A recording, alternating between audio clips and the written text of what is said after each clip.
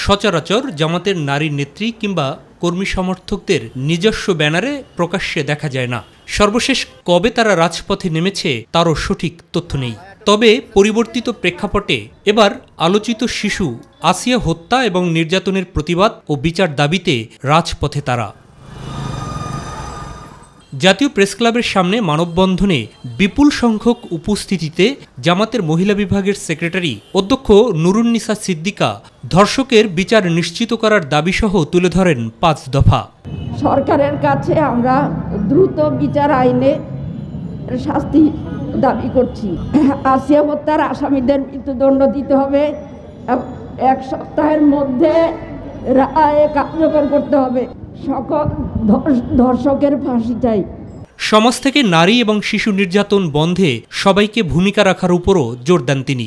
কন্যা শিশুদের প্রতি যত্নশীল হন, শিশুদেরকে সুস্থভাবে বেড়ে ওঠার পরিবেশ দিন, নারীর প্রতি সহিংসতাকে না বলুন, সব ধরনের নির্যাতন অত্যাচারের বিরুদ্ধে সামাজিক প্রতিরোধ করে তুলুন। নির্যাতন এবং ধর্ষণ প্রতিরোধে ন্যায়ভিত্তিক সমাজ প্রতিষ্ঠা এবং প্রজন্মকে নৈতিক চরিত্রবান হিসেবে গড়ে তোলার উপর জোর দেন নারী নেত্রীরা।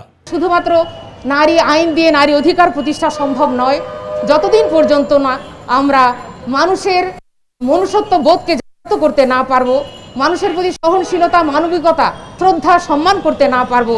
আজকে সমাজে মূল্যবোধের অভাব, আজকে সমাজে আমাদের যে নৈতিকতা ছিল সেই নৈতিকতার চাদর ছিঁড়ে পড়েছে, মূল্যবোধের দেওয়াল ভেঙে পড়েছে।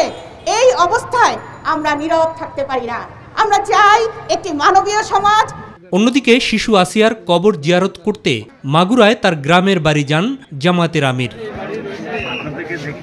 পরে স্থানীয় সোনাইকুণ্ড প্রাথমিক বিদ্যালয়ে দোয়া মাহফিলেও অংশ নেন ডাক্তার শফিকুর রহমান। আমরা এই শিশু হত্যাকারীদের দ্রুত বিচার শুধু দেখতে চাই না, বিচারের রায় কার্যকর হয়েছে তা দেখতে চাই। মাহবুব সৈকত, মাই টিভি, ঢাকা। 90 দিনের ভিতরে